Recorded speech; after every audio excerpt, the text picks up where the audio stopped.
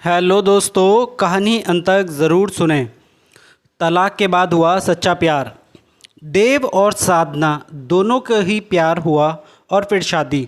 लेकिन शादी जिम्मेदारी भरा काम होता है जो देव और साधना दोनों ही नहीं निभा पाए और तलाक लेकर दोनों ही अलग तो हो गए, लेकिन दोनों ही अनजाने में अपने ही हाथों से अपनी ही खुशियां ख़त्म कर रहे थे। जज साहब ने चौथी पेशी में ही अपना फ़ैसला सुनाते हुए कहा कि आप दोनों का तलाक मंजूर किया जाता है। अब देव और साधना एक दूसरे से अलग हो चुके थे और वैसे भी दोनों का ही परिवार इस शादी से बिल्कुल भी खुश नहीं थे, क्योंकि देव और साधना ने लव मैरिज की थी और दोनों ही अलग अलग बिरादरी के थे और रिश्तेदारों में, लेकिन वो दोनों तो प्रेम में बिल्कुल पागल हो चुके थे, इसलिए अपने घर वालों की भी कहाँ सुनते।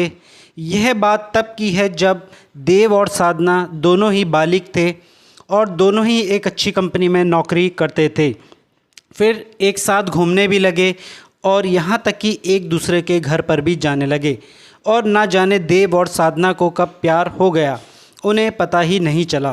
फिर दोनों छुप छुप कर मिलने लगे और दोनों का प्यार बढ़ता ही चला गया। बात यहाँ तक आ गई कि एक दूसरे के बिना जीना मुश्किल होने लगा और वो दोनों जानते थे कि हम दोनों की बिरादरी भी अलग और हमारी अरेंज मैरिज होना बहुत मुश्किल है। फिर देव और साधना ने कोर्ट मैरिज करने का फ़ैसला किया और अपने कुछ दोस्तों को साथ ले जाकर कोर्ट में शादी कर ली। तभी शादी के बाद उन दोनों के वकील ने देव और साधना को अपना विजिटिंग कार्ड देते हुए कहा कि यह मेरा कार्ड रखो और कभी ज़रूरत पड़े तो मुझे याद ज़रूर करना। तभी देव ने पूछा, अब हमें आपकी ज़रूरत क्यों पड़ेगी? वकील ने हंसते हुए कहा, नहीं, वो अक्सर हमारी ज़रूरत पड़ती है शादी के लिए, कुंवारों को और शादीशुदा लोगों को तलाक करवाने के लिए। मैं दोनों ही काम करने में एक्सपर्ट हूँ। तभी देव और साधना वकील पर खूब हंसने लगे, लेकिन उन्हें क्या पता था कि वकील को पूरा अनुभव होता है। कुछ दिन हंसते गाते बीत गए, मगर फिर शुरू हुई शादीशुदा जीवन की असली कहानी।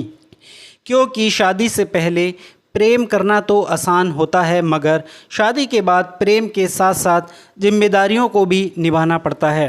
अब रोज़ देव और साधना के बीच बेवजह झगड़ा होने लगा।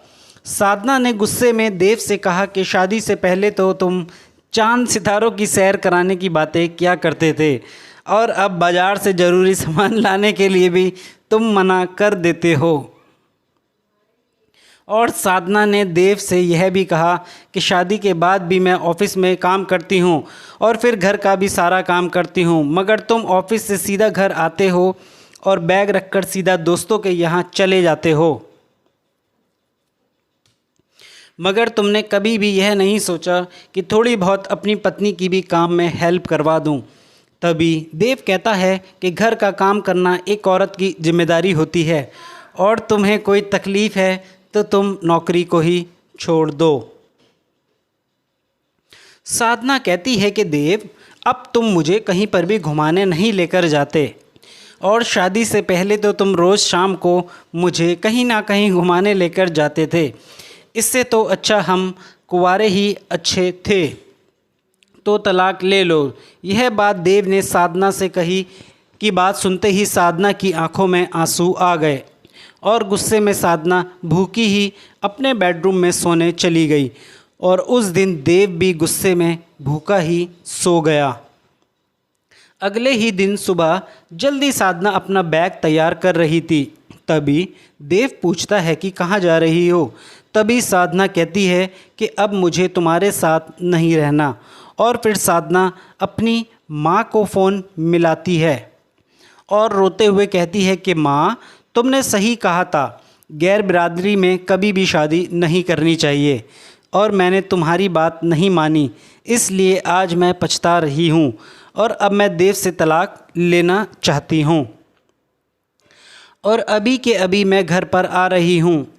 माँ तभी साधना की माँ कहती है कि तू जल्दी घर आ जा बेटी, मैं तेरा जल्द से जल्द देव से तलाक करवा दूँगी। तभी साधना फ़ोन रखकर अपने घर जाने लगती है। तो देव साधना का हाथ पकड़कर पूछता है कि क्या कहा तुम्हारी माँ ने। साधना कहती है कि अब कोर्ट में ही मिलेंगे देव, और वो देव से हाथ छुड़वाकर अपने घर चली जाती है। और कोर्ट की चौथी तारीख में ही देव और साधना का तलाक हो गया, मगर शायद दोनों ही इस तलाक से बिल्कुल खुश नहीं थे। फिर भी देव ने साधना से आखिरी बार कोर्ट के बाहर बात करने की कोशिश की तो साधना की मां ने देव के एक ज़ोरदार थप्पड़ मार दिया और उससे यह कहा कि आज के बाद साधना से मिलने की कोशिश भी मत करना। और देव को उसकी मां बहुत ज़्यादा बुरा भला कहने लगी।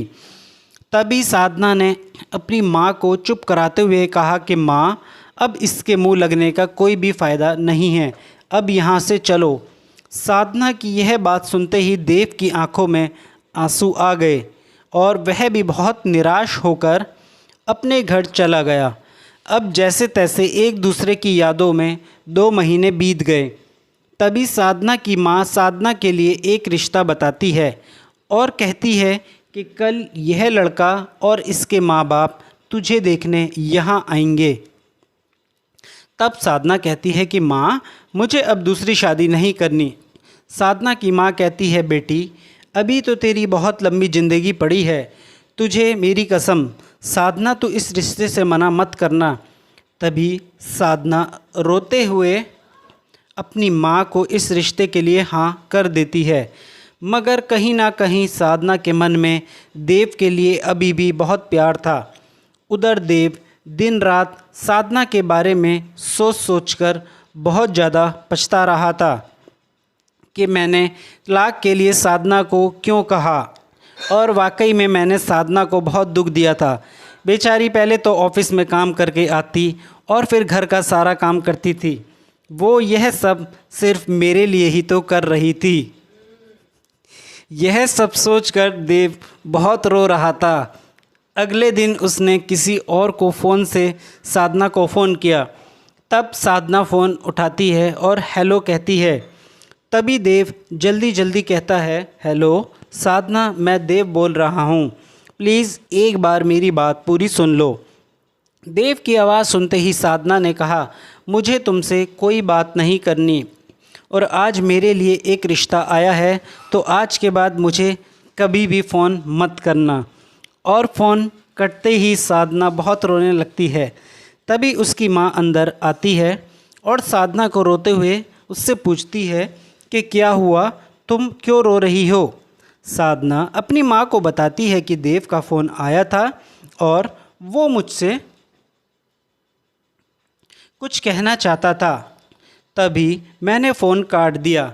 उसकी माँ ने साधना से कहा, बेटी तू चिंता मत कर, तेरी दूसरी शादी होते ही तेरे सारे दुख दूर हो जाएंगे। शायद साधना की माँ को साधना और देव के प्यार की बिल्कुल भी कदर नहीं थी, क्योंकि वो बहुत पुराने ज़माने की थी और उनकी नज़र में देव एक नीची जाति का लड़का था। इसलिए वो तो खुद ही चाहती थी कि देव और साधना का तलाक हो जाए। अब अगले ही दिन साधना को लड़के वाले देखने आए और साधना को पसंद कर लिया। उधर देव साधना की दूसरी शादी के बारे में सोच सोचकर दिन रात तड़प रहा था, मगर वो करता भी क्या, साधना तो उससे फ़ोन पर भी बात करती नहीं थी। अब देव ने सोचा कि शायद साधना ने मुझे बिल्कुल ही छोड़ दिया और वो मेरे बिना बहुत खुश है, इसलिए आज के बाद मैं उसे कभी भी फ़ोन नहीं करूँगा। तभी देव अगले ही दिन अपने ऑफिस में जाता है और नौकरी के बचे हुए पैसे लेकर अपने बॉस को नौकरी छोड़ने के लिए कह देता है। तब उसका बॉस पूछता है कि देव, अब तुम कहाँ नौकरी करोगे। तभी देव कहता है कि बॉस, कल ही मैं हमेशा के लिए गोवा जा रहा हूँ। अब मैं गोवा में ही कुछ काम कर लूँगा और वैसे भी साधना से तो मेरा तलाक हो ही चुका और वो अब दूसरी शादी कर रही है, इसलिए अब मैं उसे और परेशान नहीं कर सकता। और बास अगर साधना कभी आपके ऑफिस में आए तो प्लीज़ मेरी तरफ से उसको सॉरी कह देना, क्योंकि अब वो मुझसे फ़ोन पर भी बात नहीं करना चाहती। यह कहकर वो वहाँ से चला जाता है। अगले दिन साधना की सगाई होने वाली थी, तो सुबह वो अपने ऑफिस में बास को सगाई में बुलाने के लिए फ़ोन करती है। तभी उसका बॉस साधना से कहता है कि अच्छा हुआ साधना, मेरे पास तुमने खुद फ़ोन कर लिया। कल मेरे पास देव आया था, आज ही हमेशा हमेशा के लिए गोवा जा रहा है और मुझे यह कहकर गया है कि साधना को मेरी तरफ से सॉरी कह देना, क्योंकि तुमने देव को बिना बताए के ही फ़ोन काट दिया था। साधना, देव को गोवा जाने से रोक लो, वरना शायद तुम पूरा जीवन ही पछताती रहोगी, क्योंकि देव तुमसे बहुत ज़्यादा प्यार करता है और अगर वो तुमसे प्यार नहीं करता होता तो शायद वो भी अब तक किसी ना किसी लड़की से दूसरी शादी कर लेता। साधना, छोटी मोटी लड़ाई तो हर इंसान के जीवन में होती रहती है, इसका यह मतलब नहीं कि वो सारे इंसान भी तलाक लें। अब साधना तुम्हारी मर्ज़ी, मैं फ़ोन रखता हूँ। तभी साधना बहुत रोते हुए अपने घर से बिना बताए ऑटो में बैठकर देव के घर चली जाती है। वहाँ जाकर वो ज़ोर ज़ोर से उसके घर की घंटी बजाती है। तभी देव की माँ दरवाज़ा खोलती है और साधना को देखते ही कहती है कि अब क्यों आई हो।